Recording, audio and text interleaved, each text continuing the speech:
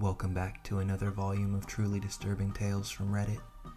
Today we're going to be narrating 3 new unsettling stories, taken directly from the platform. I encourage you all to sit back, grab a snack, and enjoy these terrifying personal accounts. Now, without any further delay, let's jump right in.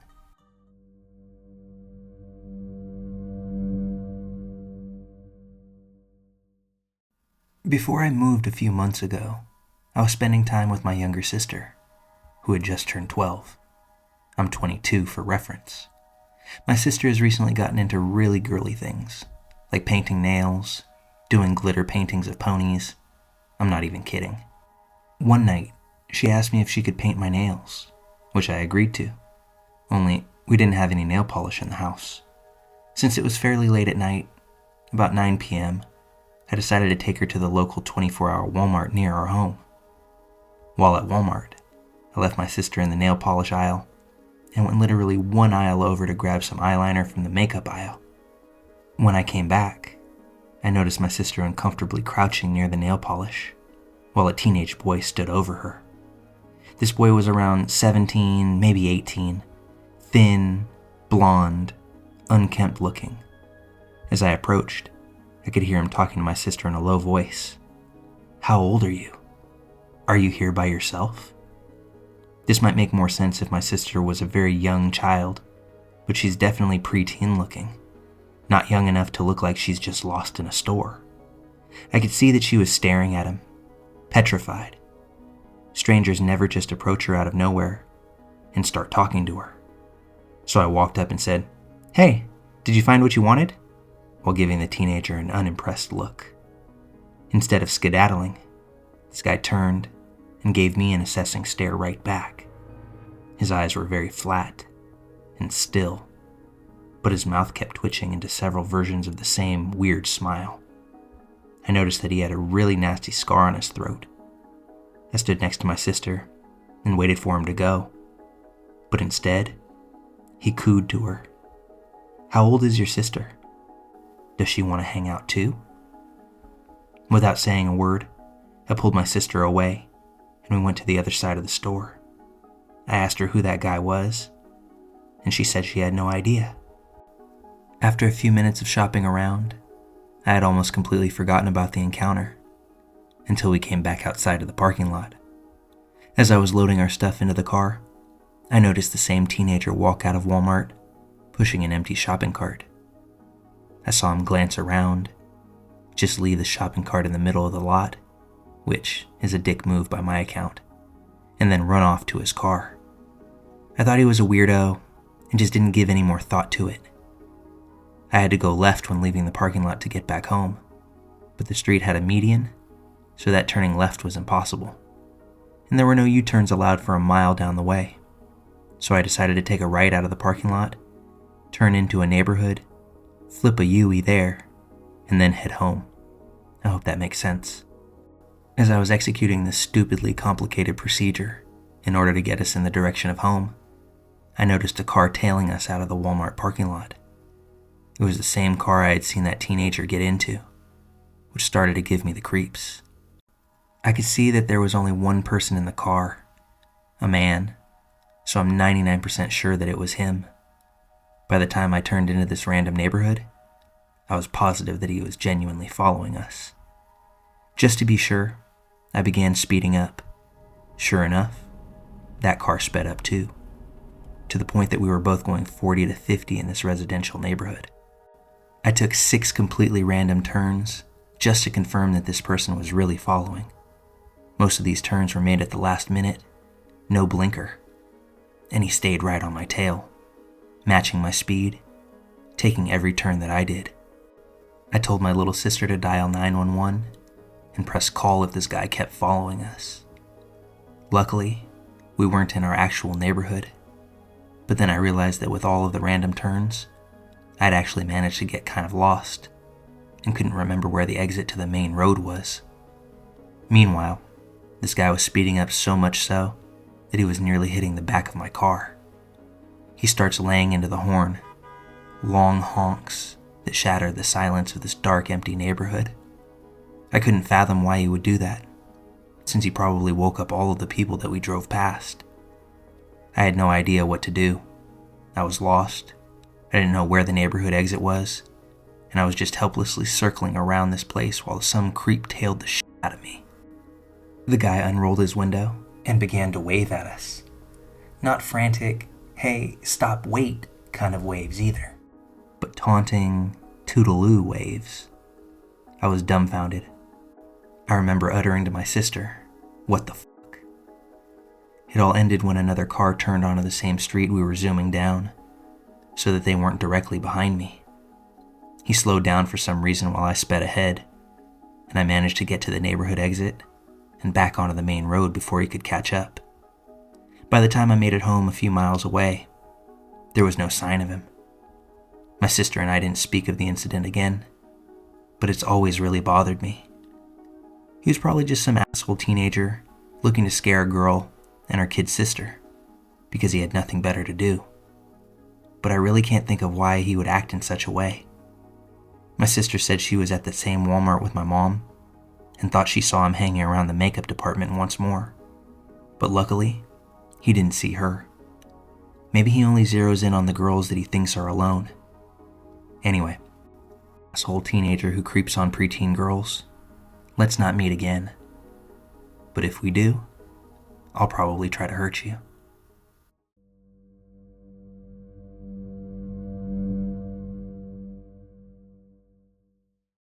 I'm normally a nighttime walker because I have a cat that roams as well. I sometimes like to make sure he's okay or that the roads are clear. I don't want to get into more details about my cat being outdoors, but I do come from a toxic, abusive family dynamic, and they don't allow him inside. I'm also on disability, so yeah, I'm a loser still living at home. Anyway, I'm 36 years old, and I make sure I'm aware of my surroundings, and I take precautions when I'm walking. I've had randoms stop and ask me questions, but never experienced something like this. So I walk out at midnight. I normally do a brisk walk, and I'm fine. But this time, as I'm reaching the end of the street, and I'm turning back to walk back home, a man in a big white van stops and asks me a question. He asks, "Ma'am, what are you doing out here? Why are you out so late?" I say that I'm walking back home. He then proceeds to suggest that I take a lift home from him because he doesn't want to see me walk home alone late at night. I decline his request and tell him to leave me alone, that I can walk home safely if he carries on driving.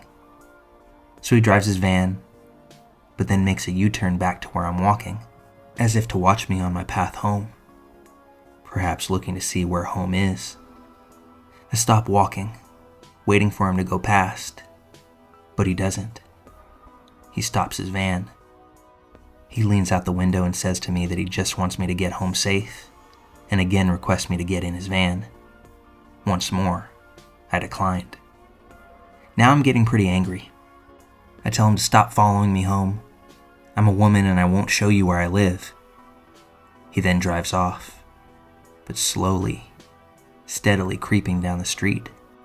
When he pulls off to the side of the road at the stop sign at the end of the block, I decided to take a U-turn and run into one of the roads where I can hide. He doesn't show up, and I think he's gone. So when I come out of hiding, I walk slowly just in case I were to see him. I then see a car's headlights approaching around the bend as I quickly jump into this arrangement of big plants on the sidewalk. I easily duck down, and the driver couldn't see me, but I saw his white van driving real slow past me as he turned onto the road that I had just come from. He then makes a U-turn and goes back the way that he came from. I waited a while longer. I felt like a cat at the moment, hiding, waiting for a safe time to emerge once more. Finally, the coast was clear, and I couldn't see his van anywhere. So that's when I made a run for home. Thank goodness I made it home safe and sound.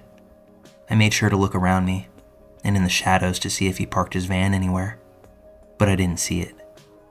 I don't know who that man was and whether he was really looking out for my safety, although I doubt that. Emerging from nowhere after midnight in a vehicle that we've all been trained not to get into. Yeah, I'm glad that I passed on that ride. For anyone soon to suggest that this man was just a good Samaritan, looking out for my well-being, well, you weren't in my shoes that night. You didn't feel what I felt. And I have to remind you what our parents told all of us growing up. Never get into a car with a stranger.